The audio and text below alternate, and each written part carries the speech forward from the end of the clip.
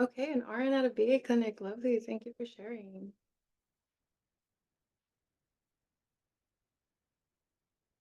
Deaf Safe Sacramento.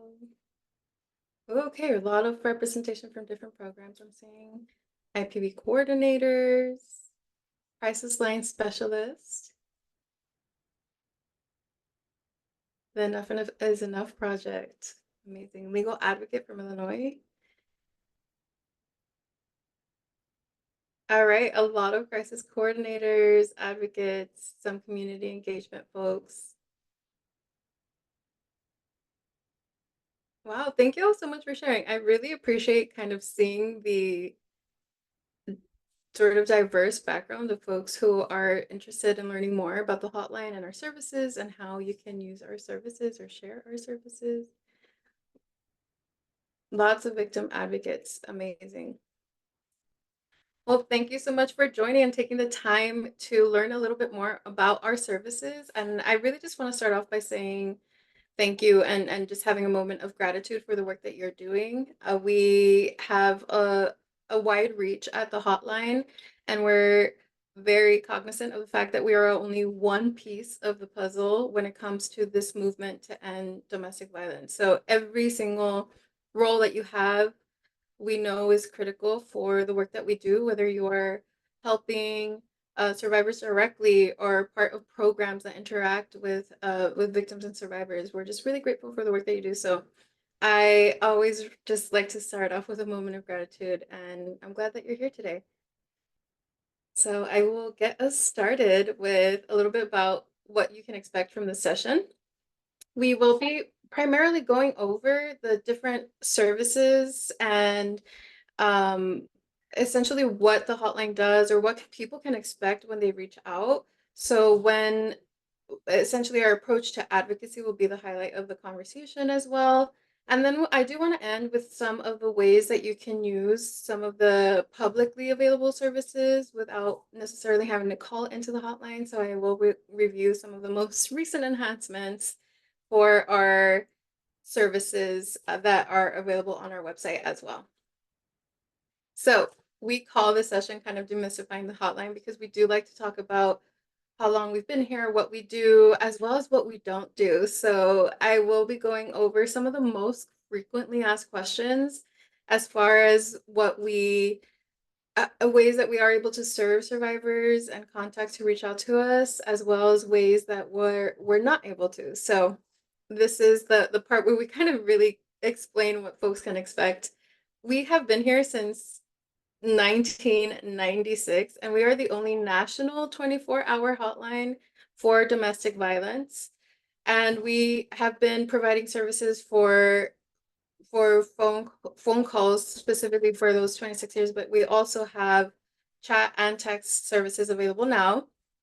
And we also have our prevention program or project called Love is Respect that also offers 24/7 services via phone, chat, or text for youth related to specifically calling about dating abuse or unhealthy relationships. So I will be talking more about that shortly as well.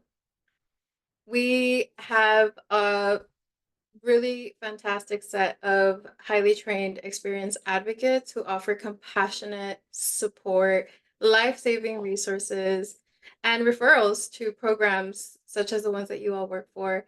And we're able to also offer services in more than 200 languages. And one of our key things that we note is that we're able to support contacts from all over the nation. We actually reached our 7 millionth call this year, March 13th. And I will say that's a bittersweet milestone for us. We know that it is really reflective of the incredible work that we do and how many folks we have been able to support who have reached out to us. And we also know that it is representative of very real people and very challenging experiences that are very harmful and violent for so many folks, and that they're living with that every single day. So we understand that is definitely a milestone. And this number also reflects only the calls we have been able to answer. So I will be speaking about our data as far as our reach after or toward the end of the session as well. To get a little bit familiar about what folks can expect when reaching out to the hotline, I want to start with our mission statement because I think it speaks pretty directly to how we approach our conversations when people are reaching out. So we were very strategic with this mission statement. It's short and it's sweet. And it specifically says that we answer the call to support and shift power back to those affected by relationship abuse. So if you kind of take note of the way this is directly saying that it is for anyone affected by relationship abuse, you will notice that the mission statement doesn't say that we shift power back to survivors affected by relationship abuse. Because we don't only support survivors. Of course, we reach out and or we're able to answer the call to anyone who reaches out, including helpers. Sometimes we have nurses, police officers, neighbors, family, friends of those who are trying to support someone who is in an abusive relationship. And that is our second biggest contact type. It's we call of that contact type helpers. Of course, our main contact type are survivors and victims of abuse. There are majority of our calls. But we also answer the calls apart from helpers. We also support folks who are reaching out who may be the ones who are causing violence or perpetrators of abuse.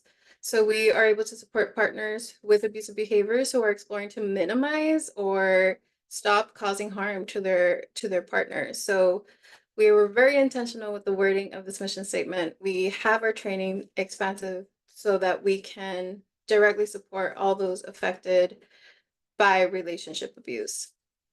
We offer a variety of resources. So I'll be breaking down some of the ways that we approach our conversation specifically.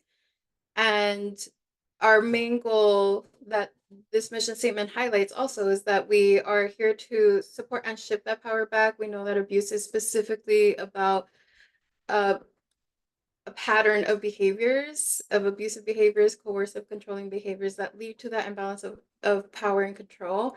And so we have shaped our advocacy as a direct response to that, where we are wanting to empower survivors to center their decisions, their needs, and their goals, listen without judgment, provide a safety plan, and support them in whatever steps they're wanting to take next. And I want to describe that a little bit more with more context in a moment. Context in a moment. But before I kind of break down what folks can expect, I also want to share a little bit about Love is Respect. So Love is Respect is a national helpline that offers support and resources and education for young people experiencing dating abuse or unhealthy relationships. And it was a project of the hotline and also currently serves online chat and text services to young individuals, again, specifically asking about unhealthy relationships or abusive relationships or dating abuse questions.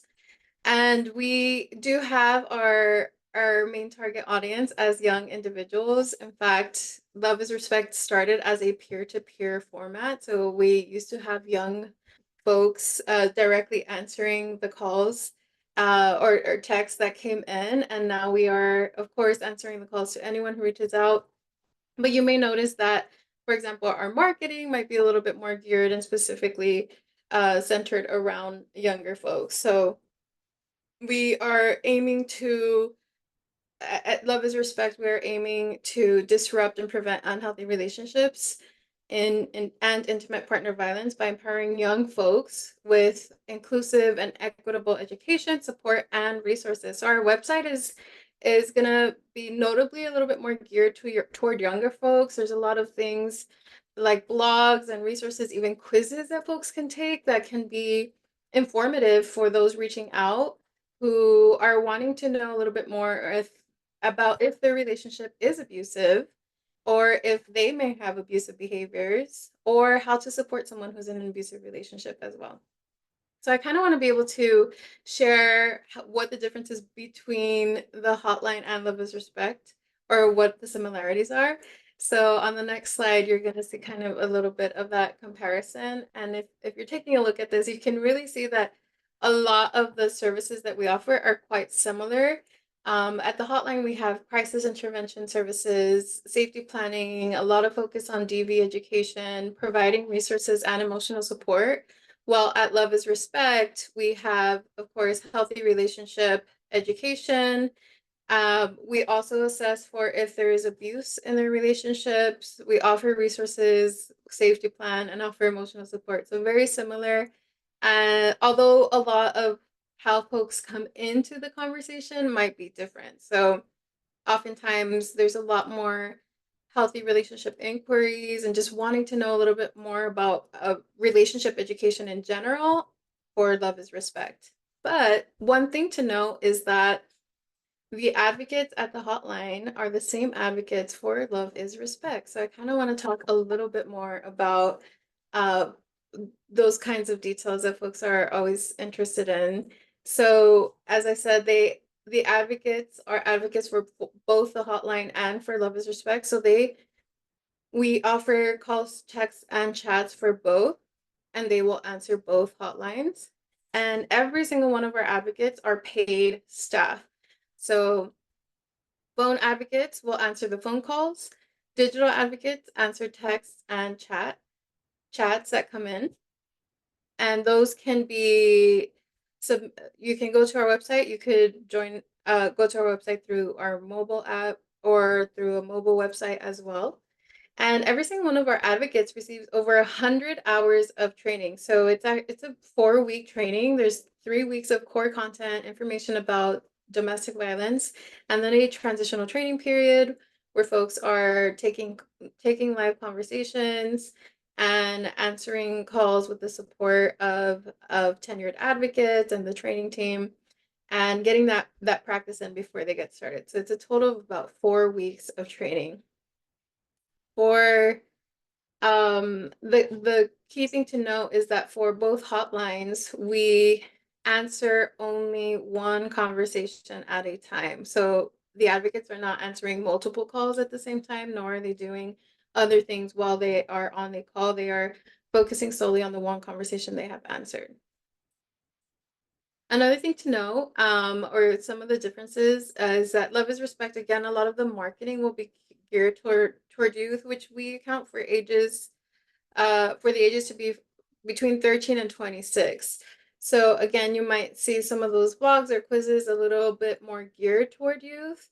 Um, and the information and resources that are shared are going to be similar and specific to the type of abuse that people are experiencing.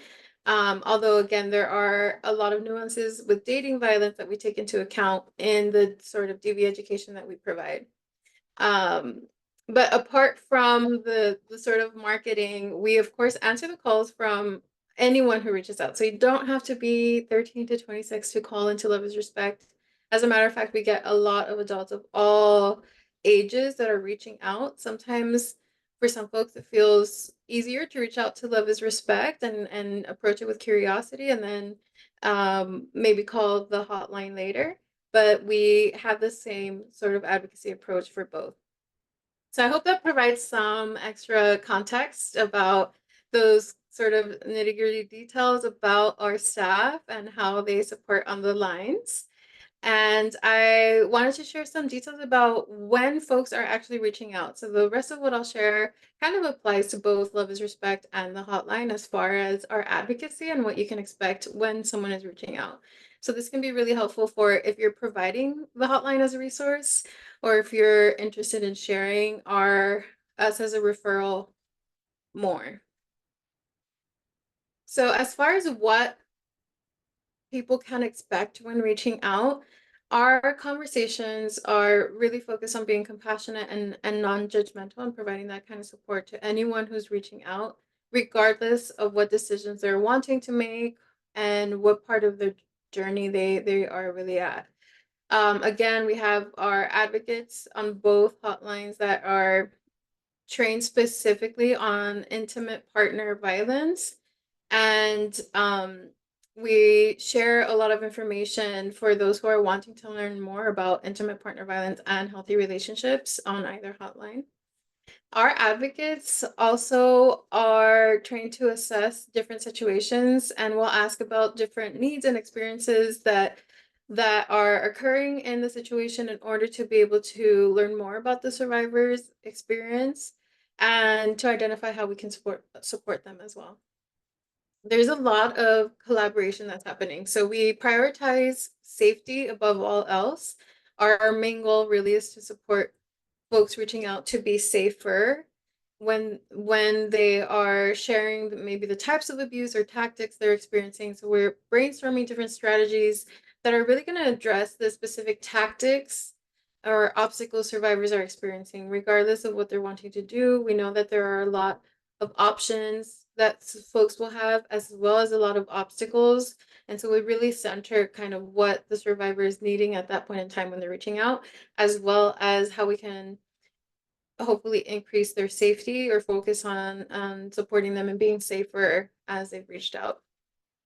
We have a enormous database that we do share a lot of referrals from. So we have over 4,800 resources that we are able to pull from of programs and services across the country, and we're able to directly connect folks with other programs. At least our phone advocates are able directly to connect folks to other programs.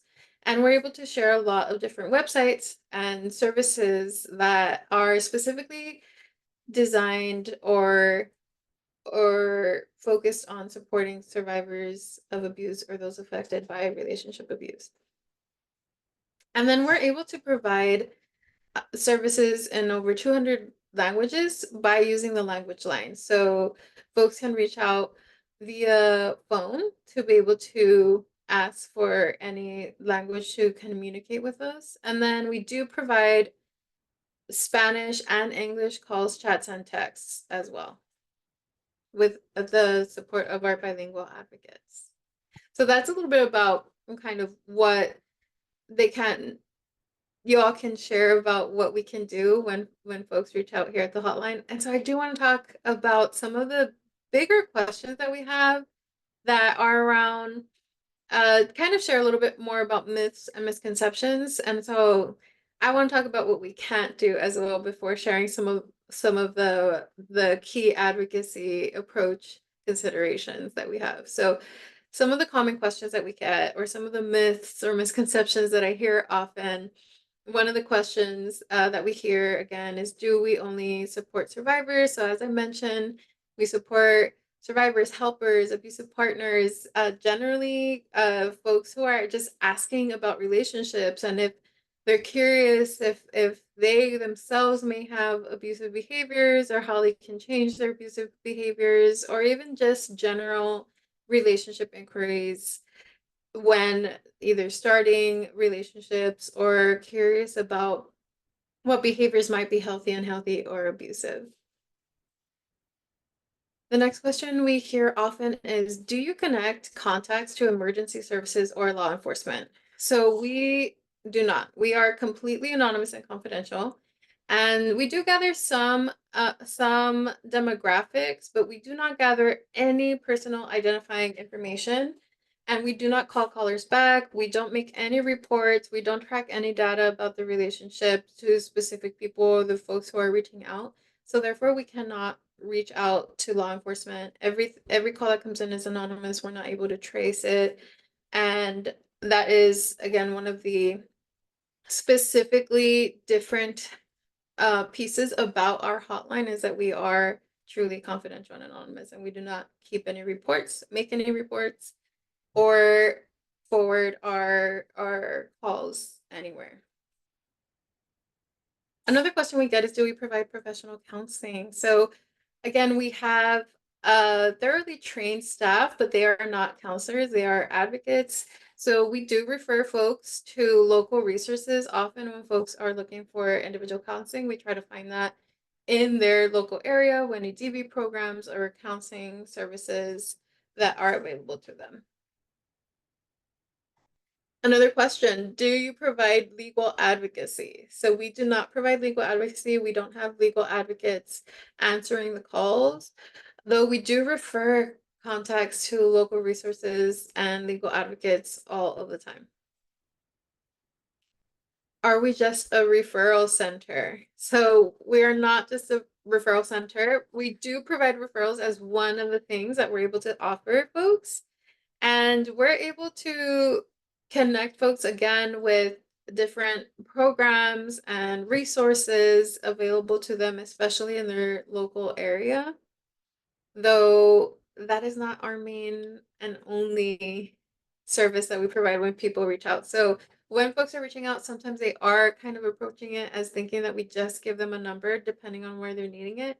But we really try to kind of open up that conversation, assess for what's going on, help identify kind of what possible next steps or what the needs are for someone who is reaching out, specifically what their options and obstacles are and how we can support them in navigating that.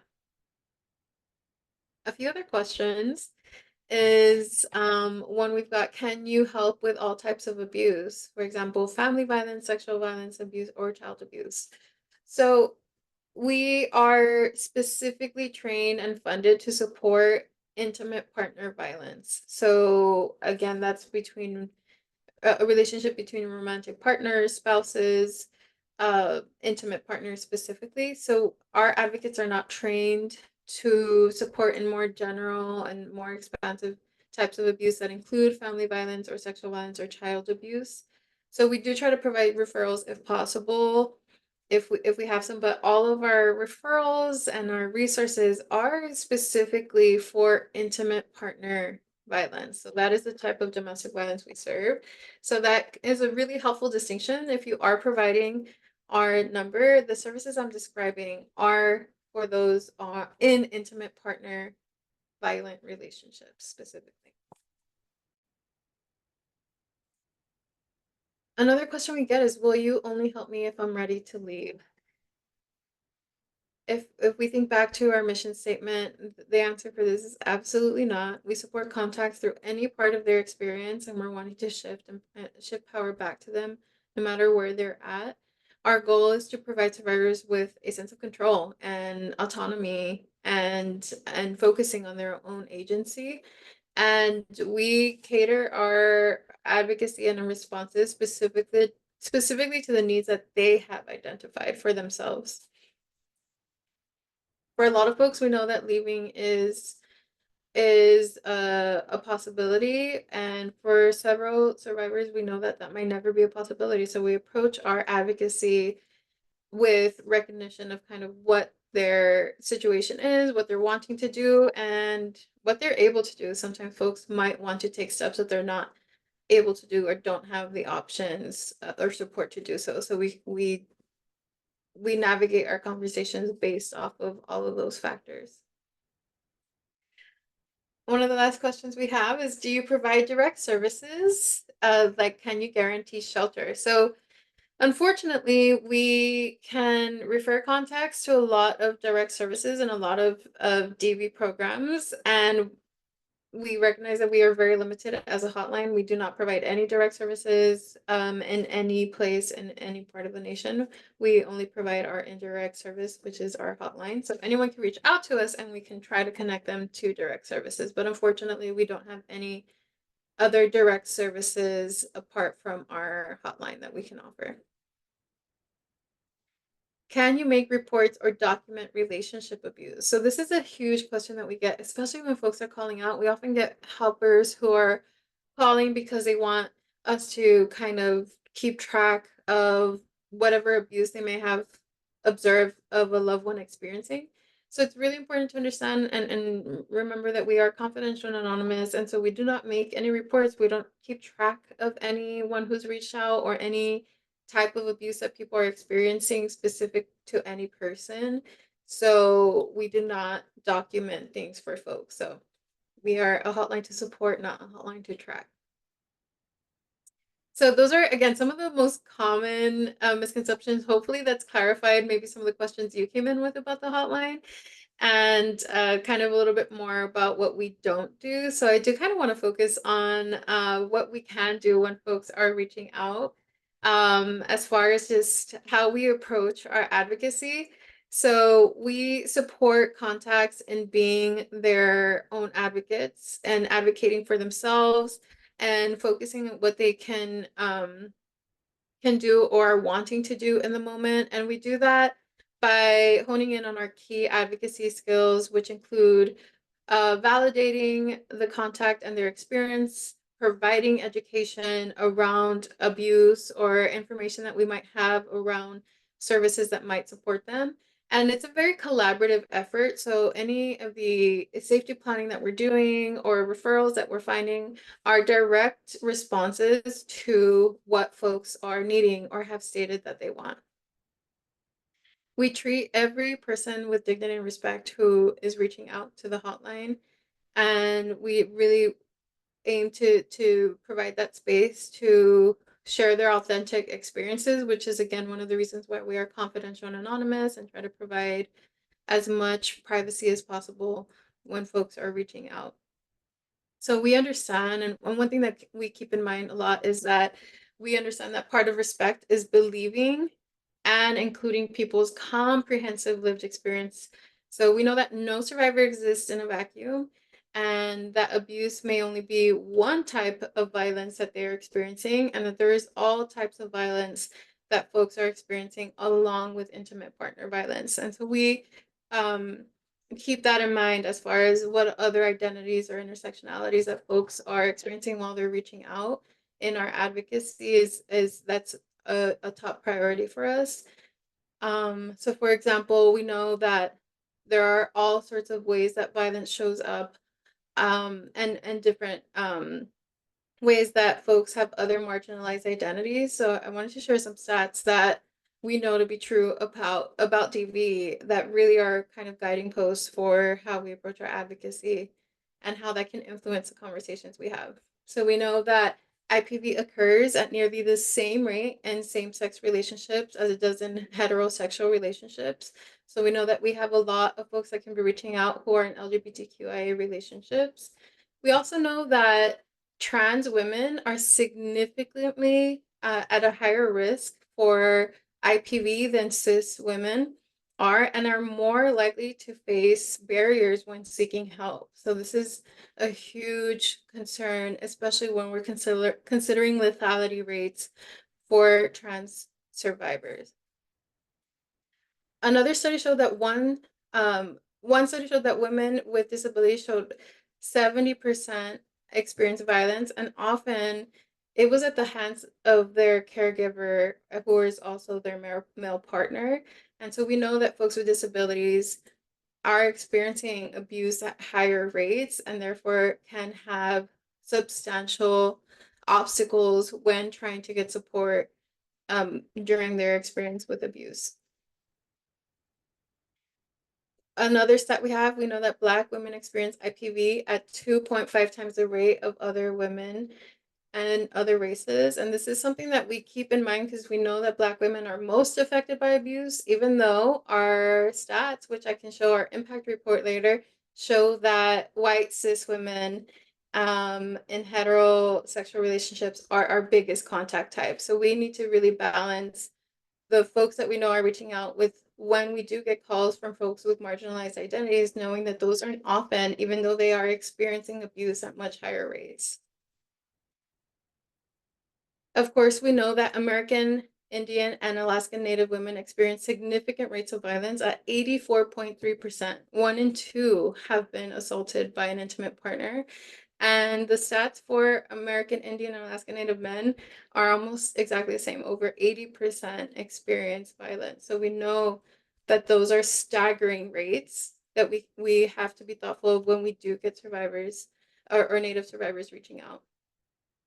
So we, again, understand that structural racism leads to a lot of mistrust of public services, and those who do seek help are often met with skepticism. And so we really try to keep that in mind when we're working with folks who are reaching out and who have actually, taken that step to make the call to our hotline. Again, our main goal is to meet every person where they're at, including the array of types of violence they may be experiencing, because we know that poverty is violence, right? Health concerns and our health system can be very violent. And as far as what's available, what obstacles are being presented, especially considering some of the stats that we just shared. So we really try to meet folks where they're at, what they're wanting to do, and focus on creative thinking and taking the time to understand their situation in order to kind of support them in feeling empowered with their own agency and autonomy in their own decisions.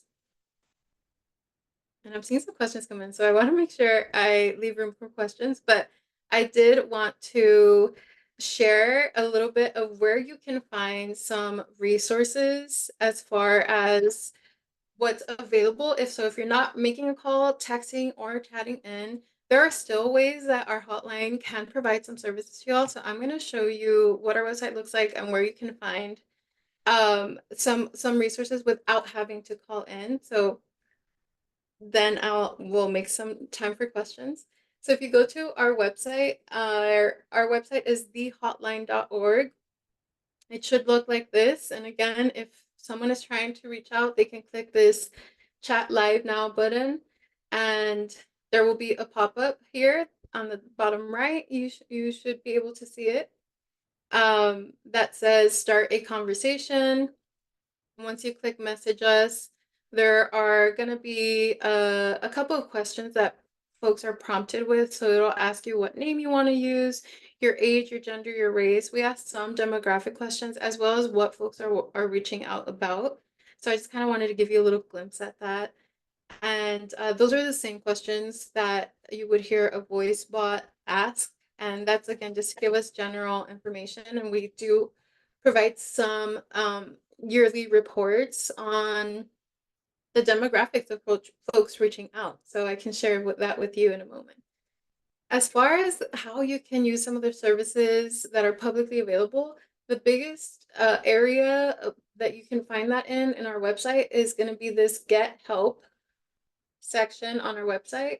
So if you click Get Help, you will see that you have what is a safety plan. That is going to be a sort of a questionnaire that folks can fill out and print out with information for themselves that is related around safety considerations or how they can be safer in their situation, or just give them ideas for a plan for safety. And the one I want to highlight here on the Get Help tab is the local resources section. So you actually can access our database publicly now, which was not possible before. And the way you can find programs in your area is by filling out some information. So if you're trying to support someone in finding maybe shelter or maybe non-shelter providers, you can enter the state that you're looking in. So say, you're helping someone in Georgia, and you then enter the city, say it's Atlanta, and you can answer a few of the questions that you want to filter for and directly state what service you're looking for. So of course, a lot of folks who reach out or are needing shelter specifically. So you can put domestic violence shelter or other filters. Now I will say, if you click on multiple things, it will kind of reduce the outcome because our system is a yes and sort of system rather than a yes or system like Google. Google will share, you said this word, but I'm also going to give you stuff that had a bunch of other words. Here it's going to say, hey, you wanted something that for sure offers pet services and Spanish speakers and shelter and financial and transportation support. If you click all of those, a program would have to have all of those things to come up. So you can do maybe one thing at a time. I'm going to go ahead and click domestic violence shelter and see what comes up in Atlanta. So you can see here that we got over 10 results, and you can get more information about what they offer, the number that you could reach out, their website. And once you open it up, you will see what their most recent services that they said that they offer and when that was updated. So we know that this was updated last year, and that they said that they offer different services like food, transportation, battery intervention program, counseling, legal services, things like that. So this is how our database filters for the different services based off what the programs themselves said. Now, we do have a massive database, so we do have staff who are constantly kind of reaching out to these programs to try to update this, but please check in for when it was last updated to ensure that you're sharing um, uh, the information that is most updated, or understanding that some of these things may or may not be available when reaching out, depending on when it was last updated. But that is our main database. Of course, there are other things on our website. You can look at we have our healthcare IPV and health center tool. So we, in partnership with HRSA, we have the Find a Healthcare tool. So you can click this link to find um, federally funded or HRSA funded clinics and programs. And it'll work the same if you put, for example, this is Austin, Texas. It will show programs that might have low or no cost healthcare services for folks. So this is not a program of the hotline, but we do have this on our website because we know a lot of survivors are facing challenges when needing low or no cost health services.